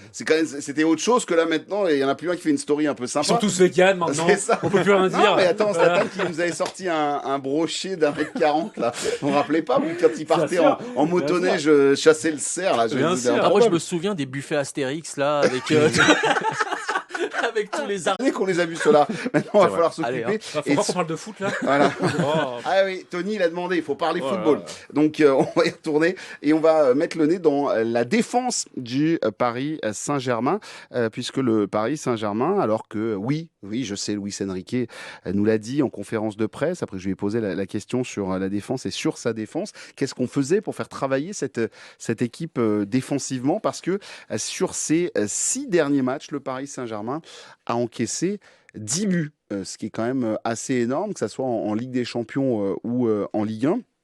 Alors une bonne partie ont été encaissées face à Monaco, faut quand même le souligner, mais faisons quand même un peu l'autopsie de cette défense du Paris Saint-Germain. Il n'y a pas de question autour de tout ça, mais elle est quand même un peu inquiétante. Alors, on a parlé du mental, on a parlé du physique, mais elle ne présente pas toutes les garanties en ce moment d'une défense sereine. Comment on l'explique ça, Alex, d'avoir une défense comme celle-ci qui est... Si t'as du mal, je peux y aller. Alors, Il était dans ses souvenirs de Non, mais Cavani. la bastos d'une gratuité sans nom finalement. Il a besoin. Tu sais, c'est Non, comme mais de les toute façon- enfants, il en a pris Non, une de tout toute à façon, l'heure. non, de toute façon, moi, les amis, c'est très simple. Dans 6 mois, je suis plus journaliste sportif, donc je vais arrêter de venir ici pour parler du PSG. Ça sert plus à rien. Je parle de Mais si, Milan, on aime quand tu viens. Arrête, Arrête. je regarderai plus les matchs, sinon je l'ai pas vu ce match. Voilà. Je vais vous le dire. Vous voulez que je dise franchement, je l'ai pas vu ce match. Oui, je m'en vais. Non, mais enfin, c'est. Je Parce trouve que. que Pacho, l'année dernière, c'était un rock. Là, les attaquants arrivent à trouver des failles. Marquinhos, tu sens que tout n'est pas parfait. Nuno Mendes. En fait, je trouve qu'il y a enfin, c'est la même analyse qu'on peut faire pour toute l'équipe, c'est-à-dire que effectivement déjà, ils commencent un peu à avoir double tous, et donc du coup, forcément, ça est un peu moins vif, un peu moins tranchant. La question du gardien, on en a parlé tout à l'heure, elle est forcément importante. C'est-à-dire qu'en fait, t'as plus le même gardien, tu dois faire des nouveaux automatismes, tu dois faire des nouvelles dispositions, des nouveaux circuits, de nouvelles analyses, et c'est pas évident. Voilà, il faut s'habituer dans tous les cas, et ils sont en train de le faire. Il y a un turnover qui est permanent aussi, hein, dans le quatuor défensif. Je pense qu'il doit changer tous les matchs à peu près, Luis Enrique, entre Hernandez, Zabarni, Pacho, Beraldo. Ça fait longtemps qu'on l'a pas vu, remarquez. Ça fait un petit moment, Beraldo. Ça fait un moment qu'on l'a pas vu. Tant mieux. Heureusement, ouais, ce que je veux dire. Pardon. Hakimi, Zahir Emery, Marquinhos et tout. Il y a beaucoup de turnover. En fait, je pense que c'est juste une dynamique globale. Enfin, on en parlait tout à l'heure de l'aspect offensif, de la productivité offensive qui n'était pas bonne. Je pense que quand le PSG recommencera à marquer le nombre de buts qu'il doit mettre par rapport au nombre d'occasions qu'il a dans un match, la défense globalement sera plus un problème, parce que quand il y aura à 3-0, tu t'en fous de comment tu défends, quoi. C'est-à-dire, voilà. Donc voilà, je pense que oui, effectivement, là, la défense est beaucoup. La défense on se focalise sur la défense, parce que l'attaque va pas bien. Mais la défense ira mieux quand l'attaque ira mieux. Enfin, c'est un truc global pour moi. C'est un peu bizarre pour moi d'isoler la défense par rapport au reste. En tout cas, cette défense, on va faire un peu de cas par cas. Pacho, l'an dernier, était, voilà, je parlais tout à l'heure de Rock, Jonathan. Et là, désormais, c'est un Pacho voilà, qui est très utilisé, qui est très souvent là. À certains moments, quand il rentre, il fait la loi. Et là, tu sens que depuis quelques matchs, c'est moins du grand Pacho. Oui, complètement. Pacho qui semble, lui, émoussé physiquement. J'en parlais un peu tout à l'heure avec Vitinha. Lui, pour le coup, il a vraiment beaucoup enchaîné. Et en plus, tu sens qu'il doit quand même être indirectement... il y a peut-être un peu trop de responsabilité sur ses épaules, parce qu'entre un Marquinhos qui, je trouve, bon, après, avec tout le respect pour la légende que représente Marquinhos, peut-être un peu la saison de trop, tu sens en difficulté quand même, et Zabarni qui alterne le bon et le nul.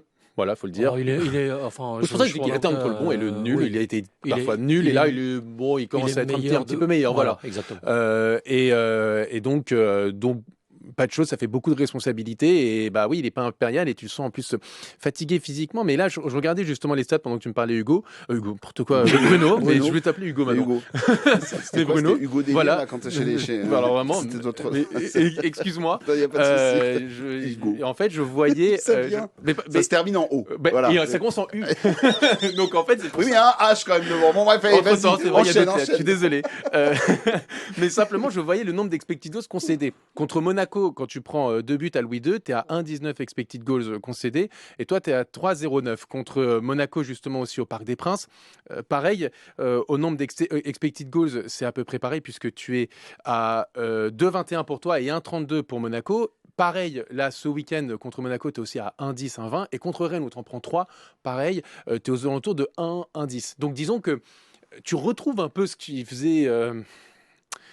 les mauvais jours de la saison dernière, c'est-à-dire une inefficacité chronique dans les deux surfaces de réparation. C'est-à-dire que tu concèdes plus de buts que tu as d'occasions, que tu concèdes d'occasions, et de l'autre côté, tu as plus d'occasions et beaucoup plus d'expected goals, mais tu manques d'efficacité. Donc, tu as ce truc où...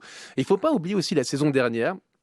C'est quelque chose que j'essaie de partager depuis quelques semaines, que, encore une fois, le Paris Saint-Germain de la finale de la Ligue des Champions, c'est pas le Paris Saint-Germain de la saison dernière. La finale de la Ligue des Champions est le plus grand match de ton histoire. Faut le dire clairement. Parce que contre Arsenal, tu fais 2 super matchs, mais à l'Emirates, tu as quand même 2-3 grosses situations et un Donnarumma qui te sort 2-3 grosses arrêts.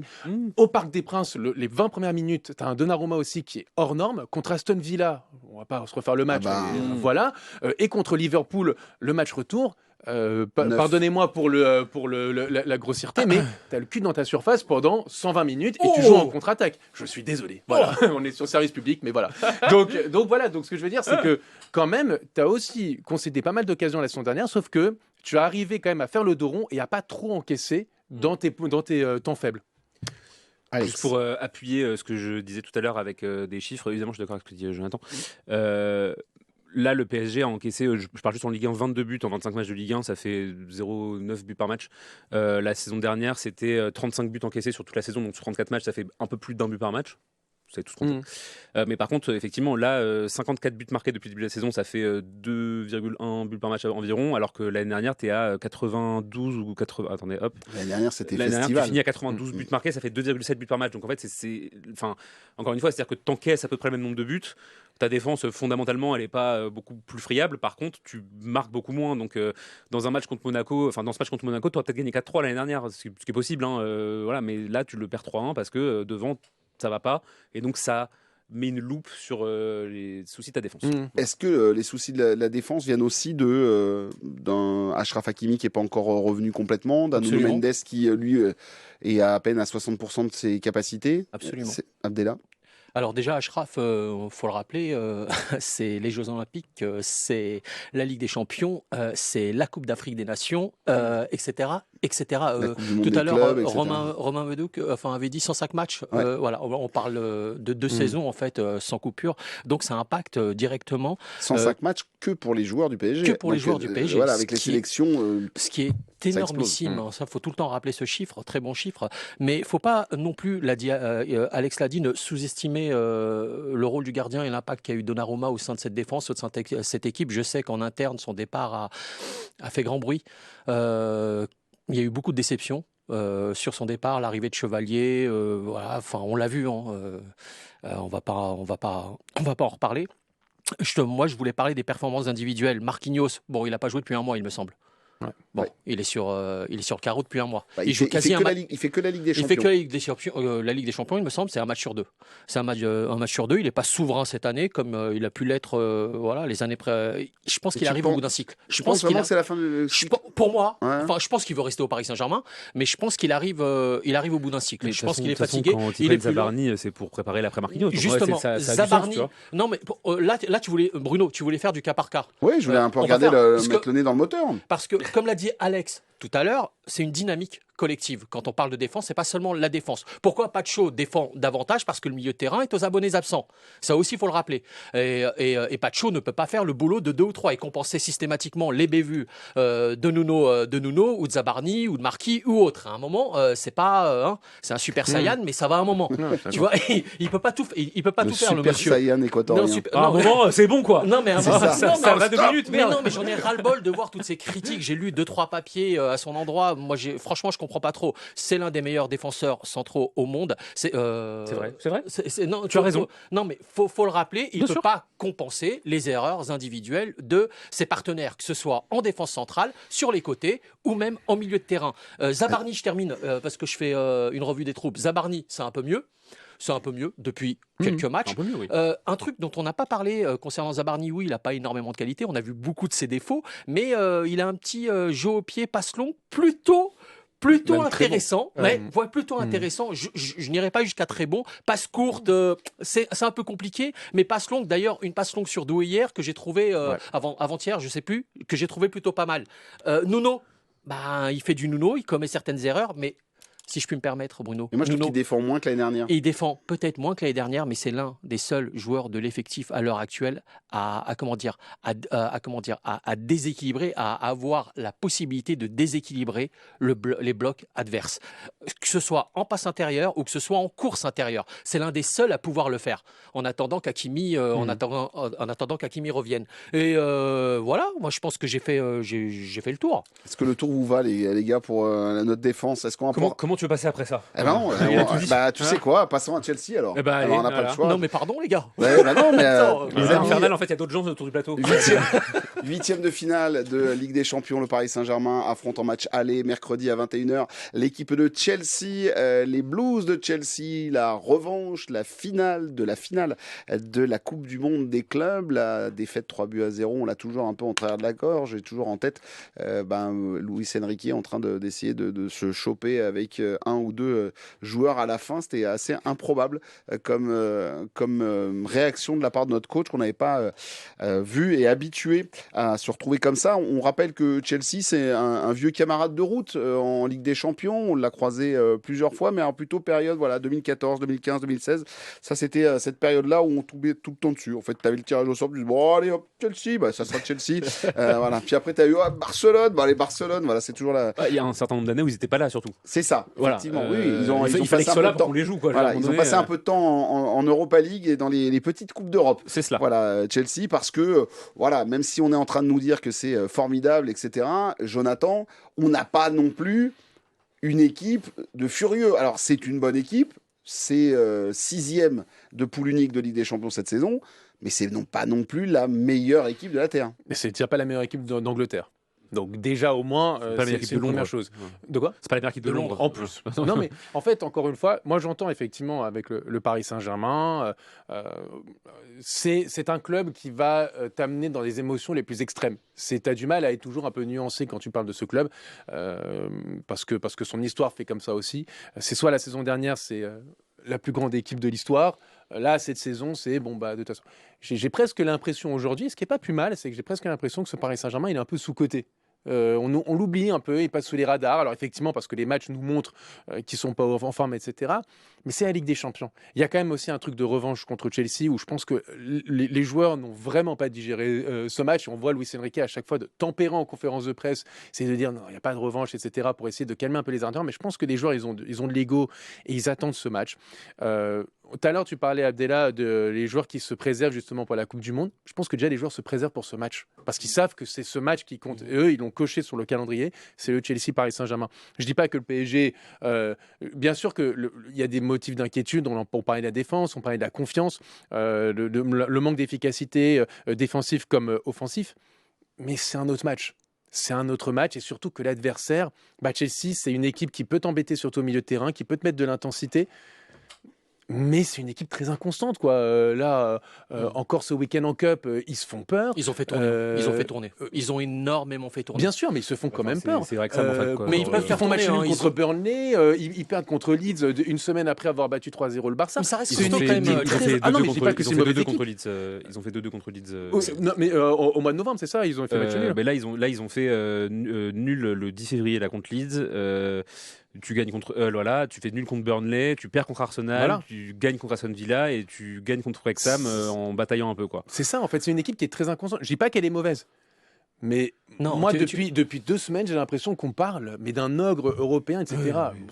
Non, c'est un ogre européen parce que ça vient de PL et aujourd'hui les problèmes rencontrés par le Paris Saint-Germain, c'est le physique. Et qui peut évidemment les enfoncer davantage aujourd'hui, c'est une équipe de PL, à savoir Chelsea. C'est 45 joueurs sous contrat, soit le double du Paris Saint-Germain. Donc ils peuvent se permettre de faire tourner comme ils l'ont fait cette semaine en Coupe d'Angleterre. Ils n'ont pas besoin d'annuler leur match entre les deux. Et le Paris Saint-Germain, dans ce que les gens oublient, c'est qu'effectivement Chelsea a aussi joué la Coupe du Monde des clubs, mais le Paris Saint-Germain, sur l'année qui vient de s'écouler, a beaucoup plus joué que Chelsea, pour les raisons qu'on vient d'évoquer. Mais moi, je pense que c'est exactement le genre de contexte dans lequel Paris peut surprendre. On les attend. Là, c'est vraiment le moment idéal, parce qu'on se pose tous la question de savoir est-ce qu'ils sont fatigués, est-ce que c'est mental, est-ce que c'est physique, est-ce que c'est la Coupe du Monde des clubs, est-ce que ceci, est-ce que cela. Alors face à Monaco au barrage, c'est passé, mais là ça va être l'heure de vérité d'une certaine manière. Après cette double confrontation, on aura enfin nos réponses on aura les réponses à toutes les questions qu'on se pose depuis le début de saison. Alors juste à noter pour le match face à Wrexham, le club gallois, il y avait juste Robert Sanchez qui normalement est toujours titulaire, Neto aussi qui est titulaire. Après pour le reste c'était du Mamadou Sarr, du Badiachil, le français. On avait du Hato, du Santos, on avait du Romeo Lavia, on avait Josko Hachempong, on avait aussi du Adarabioyo et enfin du Garnacho et du Delap devant pour l'attaque. Par contre, ils ont dû faire rentrer Cucurella, Pedro, Gusto, Gouillot, il y avait aussi Derry qui est rentré et Essougo. Voilà pour les rentrants dans cette rencontre. Donc Cole Palmer n'a pas joué. Non, je crois qu'il était même pas du déplacement. Cole Palmer, t'imagines on va s'arrêter 2 secondes. Oui, bah bon, avec il nous a quand même climatisé. Oui, mais enfin, il C'est la seule fois de sa vie qu'il a fait un truc il pour fait son lui. classement Ballon d'Or sur ce match-là. Enfin, mais c'est bien ça qui fait il mal à la est tête. quand même, voilà, enfin, il est quand même gracieusement surcoté ce joueur. Dans quel état d'esprit toi, et t'es avant ce match face à Chelsea? Parce que ce que nous disait tout à l'heure Jonathan, c'est que on a cette petite musique qui nous dit que, alors que t'es champion d'Europe, Paris est complètement à côté de ses pompes. Ça, il faut que tu arrêtes de parler avec Mathieu Faure, parce que il est en train de te rentrer dans le crâne, et ça va pas du tout. Non, moi je suis calme. Déjà, il y a 2 matchs. Donc peu importe ce qui se passe mercredi, il y a un deuxième match derrière et tu peux aller chercher. On sait que fort heureusement dans ce genre de situation-là, c'est 2 fois 90 minutes et la prolongation s'il n'y en a pas eu assez. Donc voilà. Je pense que le PSG, de toute façon, à un moment donné, t'es là, t'as pas le choix, donc on va y aller, on va voir. Moi, la seule crainte éventuellement que je peux avoir, ce que soulignait Adela tout à l'heure, c'est le fait que effectivement la profondeur de banc de Chelsea c'est pas la nôtre, et que donc effectivement s'il y a des matchs qui s'étirent un petit peu, s'il y a une prolongation au match retour, s'il y a un nul un peu compliqué à départager, qu'il faut rentrer du 109, le Paris Saint-Germain n'aura pas forcément la possibilité de le faire, donc ça c'est un peu compliqué. Mais sinon non, Chelsea c'est une équipe qui a beaucoup de défauts, qui a beaucoup d'instabilité, qui a beaucoup de choses qui vont pas non plus, et c'est pas la meilleure équipe, enfin malgré son statut de championne du monde de je sais pas quoi là, c'est pas la meilleure équipe du monde, et loin de là. Et moi j'aurais été peut-être un peu moins serein si ça avait été Barcelone, je serais moins serein au tour suivant quand ce sera Liverpool, ou sans doute Liverpool ou Galatasaray, et encore moins au tour d'après si c'est le Real Madrid, etc. Enfin, c'est-à-dire que là pour l'instant c'est qu'un 8e de finale, on va tout se calmer, le PSG a largement les armes à la fois physique et mentale pour le faire. Chelsea en face, c'est que 5e de première ligue, enfin ça va. Voilà, moi je pense que c'est une équipe qui est à la portée du Paris Saint-Germain, en gardant en tête que le Paris Saint-Germain n'est pas le meilleur Paris Saint-Germain qui existe à l'heure actuelle. Équipe de Chelsea, assez indisciplinée, rugueuse, l'une des équipes qui prend le plus de cartons en PL, tenue par Liam Rosenior qui connaît le Paris Saint-Germain et qui nous a toujours proposé des matchs intenses face au PSG. Et il y a un doute aussi défensif de leur côté, parce que défensivement, c'est pas top, surtout dans les transitions rapides. Tu parlais du gardien Bruno, mais c'est pas acté que ce soit Robert Sanchez qui soit titulaire, puisque contre Aston Villa... C'est con parce qu'il est vraiment nul, lui. Moi, je l'aime pas. Mais il y a qu'un match qu'il a fait de grand dans sa vie. C'est contre Paris. C'est contre Paris en finale de Coupe du Monde. Clairement. Parce que contre Aston Villa, c'était son gardien remplaçant, et Rossinier l'a dit en conférence de presse qu'il y avait une concurrence qui était mise en place, en tout cas au poste de gardien de but. Donc il y a une insécurité aussi de l'autre côté en défense. Effectivement, là où on peut vraiment leur donner grâce, c'est vraiment sur le point de vue offensif avec João Pedro qui est dans une forme incroyable, Cole Palmer qui est quand même un danger permanent, et ce milieu de terrain qui va te mettre une intensité folle. Mais je pense que dans le dos de la défense, surtout quand tu as des flèches comme Ousmane Dembélé, comme Bradley Barcola, comme Kvaratskhelia, aussi peuvent se faire du souci. Donc en soi, en fait, j'ai envie de dire juste calme, on verra ce qui se passera après. On verra ce qui se passera dans 10 jours. De toute façon, dans 10 jours, on saura. Mais de là, en fait, j'ai l'impression que déjà les gens ils ont enterré. J'ai lu comme quoi on était au bord de la crise ou je sais pas trop quoi. Genre, ça va, genre juste un petit peu. On verra. J'ai envie de dire, on verra. C'est la Ligue des Champions, c'est une autre compétition. C'est pas Monaco, c'est ton point quotidien. Même en Ligue des Champions, c'est toujours un peu compliqué. Jouer à Louis II, etc. Là, c'est autre chose. On verra ce qu'ils vont donner, et puis moi j'ai juste hâte d'y être. Honnêtement, j'ai hâte d'y être, j'ai hâte de voir vraiment parce que je pense qu'on va avoir un match spectaculaire, ça c'est sûr. On va avoir beaucoup de buts. En tout cas, cette équipe, et regardons un peu, on a regardé le moteur. Avec quelle équipe on y va, les garçons, parce qu'on a parlé de l'attaque. Moi, ça m'intéresse de voir comment vous faites fonctionner. Bon, Safonov, je pense on est d'accord. Défense centrale, est-ce qu'on part avec un joueur adepte de la première ligue anglaise, Zabarni en défense centrale à côté de Pacho, ou est-ce qu'on met Marquinhos, ce tout jeune papa d'un petit Filippo? On en a parlé tout à l'heure. Moi, je pense que Marquinhos, Pacho, ça marche en fait. Au-delà de Marquinhos individuellement et Pacho individuellement, leur association fonctionne. Donc, moi, en fait, pour moi, la question, la réponse à la question, en tout cas, elle est simple. Tu pars avec l'équipe type le plus proche possible que tu peux être de l'équipe type. C'est-à-dire que si Dembélé est dispo, on y va. Si Doué est dispo, on y va. Si Guevara est dispo, on y va. Si João Neves est dispo, on y va. Voilà. Et tous les mecs qui peuvent être là et qui font partie de l'équipe, on va dire, du 11 titulaire, let's go. Et surtout que Dembélé a fait une belle entrée. Les 15 premières minutes de Dembélé sont plutôt hyper encourageantes. On va revenir sur l'attaque justement. Pardon, ouais. Non, juste sur les côtés, d'accord, Hakimi Moi, et j'ai un Nuno doute, hein. Mendes. Moi, je pense qu'il peut mettre Zabarni. Hein. Ah, je serais pas surpris qu'il mette Zabarni. Ah bon? Ah bah parce qu'il a un jeu long qui est, tu le soulignais tout à l'heure, Abdellah, qui est très bon, et justement dans le dos de la défense de Chelsea, ça peut être pertinent.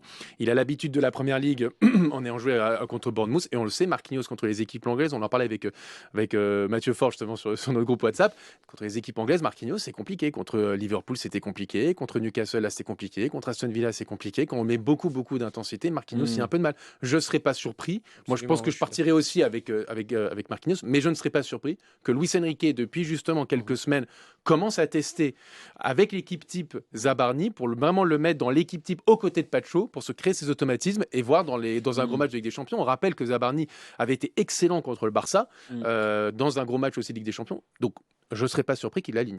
Bon, très bien. Voilà. Donc, Moi, je suis d'accord avec il peut y avoir une surprise. Ce ne serait pas une hérésie que Tu viens de convaincre Abdellah. Non, mais j'étais déjà dans cet état d'esprit. Effectivement, tu as raison. Marquis, moi, je pense que voilà, il part. Il a de l'avance, mais Zabarni, ce serait pas déconnant, ce ne serait pas une hérésie que de le voir en charnière centrale avec Pacho. Au milieu de terrain, ça va être la guerre et la piste. Franchement, ça c'est pas la piste aux étoiles parce que c'était peut-être pas les meilleurs, mais il va falloir s'en mancher du Enzo Fernandez, du Caicedo, du Reece James. Du très lourd. Ça va faire mal à l'impact. On part avec un Joao Neves qui normalement sera présent. On part avec un Vitinha et on part avec un Warren. Même si sa prestation. Moi, je partirais pas avec Warren aussi. Avec qui? Moi, je suis décidément, je vais. Je vais aller. Tu veux surprendre l'anglais. Je pense qu'encore une fois, on l'a déjà vu contre un club anglais, le milieu de terrain, Neves, Vitinha, Warren, ça ne marche pas. Et on le voit aussi régulièrement, ça ne marche pas. Non pas que ce sont des mauvais joueurs, c'est une question de complémentarité. Je pense que ce milieu ne marche pas. Et on le voit à Warren, quand il est seul, ce contre-match, je l'ai trouvé excellent, et parce qu'il n'y avait pas Vitinha, il était devant la défense, il avait un rôle particulier. Je pense que ce milieu à 3 ne marche pas. Moi, personnellement, je mettrais Vitinha et Neves aussi, et je mettrais un autre joueur, parce que de toute façon, en termes d'impact, soit Lee Kangin, soit je fais descendre Désiré Doué. Et Mayoulou? Non, pas Mayoulou. Mais parce que je pense qu'encore une fois, en termes d'impact, que tu mettes Warren ou le pape, tu perdras quoi qu'il arrive. Pourtant, il est impactant. À l'épaule, il se fait pas bouger. Mais tu vas pas chercher ça quand tu vas jouer contre Chelsea. Tu vas pas essayer de faire une bataille physique au milieu de terrain parce que c'est perdu d'avance. Il faut aller chercher de la technique. Il faut plutôt essayer de les éliminer par les qualités techniques de dribble ou de passe ou de vision du jeu ou aller vite vers l'avant. Et avec Warren, je suis pas sûr que tu es vraiment ça. Sans remettre en cause de niveau, je pense que c'est pas un match et surtout par rapport à la manière dont il est entouré, que ce soit vraiment un match pour lui. Bon, voilà, est-ce qu'il vous a convaincu? Non. Non, mais en fait, je suis pas convaincu que les alternatives soient forcément bien meilleures. C'est-à-dire que Désiré Doué dans ce rôle-là, ça m'a jamais subjugué. Voilà, après, je peux me tromper. Kangin Lee, pareil, c'est deux joueurs qui sont beaucoup plus à l'aise dans des rôles d'ailier. Après, c'est des postes où il y a un peu plus d'embouteillage, mais. Non, après j'entends l'argumentaire de Jonathan. C'était brillant. Honnêtement, j'ai pas de religion là-dessus. Je suis pas convaincu que les alternatives soient beaucoup plus convaincantes. Et on attaque. On met qui? Donc, j'avais un pro Ousmane Dembélé. Il est prêt? Il s'est déjà planté 2 fois, Louis. Dans ce qu'il nous a fait voir sur les quelques moments face à Monaco, dans les 15 premières minutes de son jeu, parce qu'après il s'est endormi comme toute l'équipe en fin de match sur le 3e but, mais son premier quart d'heure, il ne se cache pas. Il est plus dans la gestion de ses efforts, donc ça veut dire qu'il est prêt. Ah ouais, mais je pense qu'il est prêt. Enfin, on l'a dit 2 fois précédemment les mois derniers. On s'est planté 2 fois, c'est-à-dire qu'il n'était pas prêt. Il l'avait sorti, je crois qu'il l'a sorti la seconde fois et la première fois, je me souviens plus. Donc là, les 2 fois, il est sorti à 25e. Les 2 fois, il est sorti à la 25e. J'ose espérer que cette fois-ci, en fait, ils auront appris de leurs erreurs, ou Luis Enrique aura appris de ses erreurs, et que là, j'ose espérer que le joueur est réellement prêt. Donc Dembélé Doué d'un côté, Doué de l'autre, et de toute manière en alternative au centre, Gvara peut pas.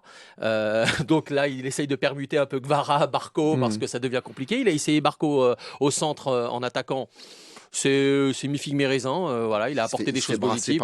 Il se fait brasser par les centraux quand même. Absolument. Donc il y aura toujours cette problématique de présence dans la surface. Toujours. Et surtout face à Chelsea, il va y avoir de la taille, ça va être athlétique. Donc, je me pose la question de savoir qui est-ce qui va mettre en troisième larron à la place de Dembélé. Mais je pense que ce sera Dembélé. Moi, plutôt Barcola, mais ne serait-ce que pour récompenser sa bonne dynamique. Il est à 3 buts, une passe D sur les 5 derniers matchs. Donc, ce serait pas cohérent de pas le mettre, surtout que Kvara, c'est un peu plus en dedans, en tout cas, ces dernières semaines. Donc non, moi je mettrais Barcola, Doué, Dembélé, mais plutôt avec Dembélé dans l'axe du coup. Alors attention les amis, il n'était pas d'accord sur la défense, il n'était pas d'accord sur le milieu de terrain. Est-ce que Jonathan Ben Sadoud va être d'accord sur l'attaque? Écoute, non, quand il attaque comme ça, c'est... écoutez, étant donné que j'ai mis Doué au milieu de terrain, ah oui, donc je mets mon trio Kvaratskhelia, Doué, Kvaratskhelia, Barcola, Dembélé. Très bien. Puis voilà, et comme ça effectivement tu peux alterner avec Doué au milieu de terrain qui peut un peu monter, Dembélé qui peut redescendre en numéro 10. Donc ça peut, en fait, moi dans ma tête, j'aurais mettre le boxon dans cette équipe de Chelsea et donner des nœuds au cerveau à Rosseigneur, de dire mais où va mon équipe? Où est-ce qu'ils vont tous? Je ne peux pas les marquer. Il faut que ça parte dans tous les sens. Il faut créer cette folie au sein de cette équipe pour qu'en fait, cette défense qui est déjà montre des fébrilités soit complètement perdue face aux permutations, mais sans cesse de ces joueurs et de cette équipe. Une fois, effectivement, tu peux avoir une montée d'Hakimi, donc Doué qui redescend pour le poste de latéral. Il faut que ça parte, pour moi, dans tous les sens. Et c'est pour ça que pour moi, il faut créer presque l'équipe la plus imprévisible possible. De toute façon, dans cette équipe, tu ne peux pas avoir ton 11. Tu n'as pas ton 11 de la saison dernière et tu n'as pas la même forme. Autant essayer de tenter quelque chose.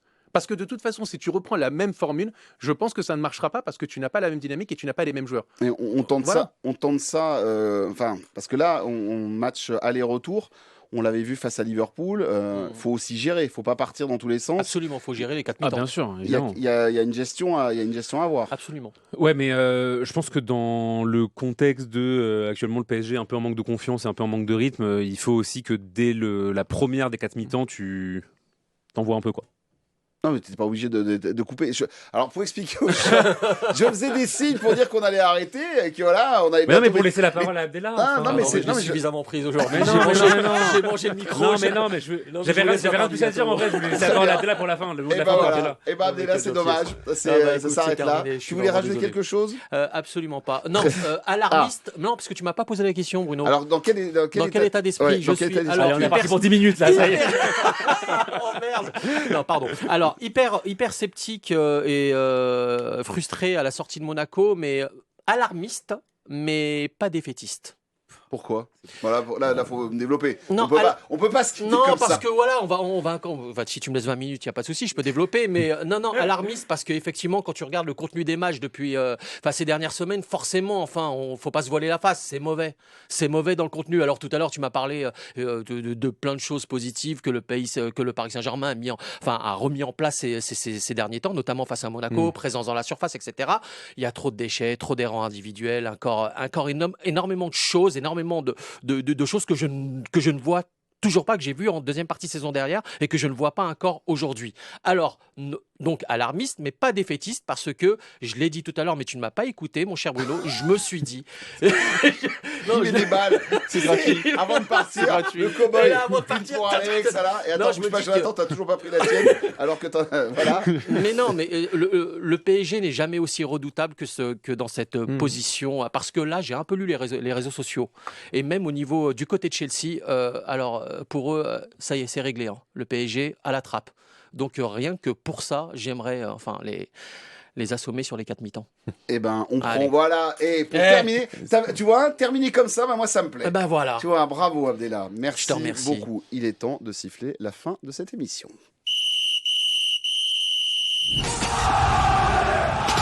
Voilà, 100% PSG, la tribune, c'est terminé pour aujourd'hui. Un grand merci à Jonathan, à Abdellah et à Alex pour ce très bon moment passé ensemble.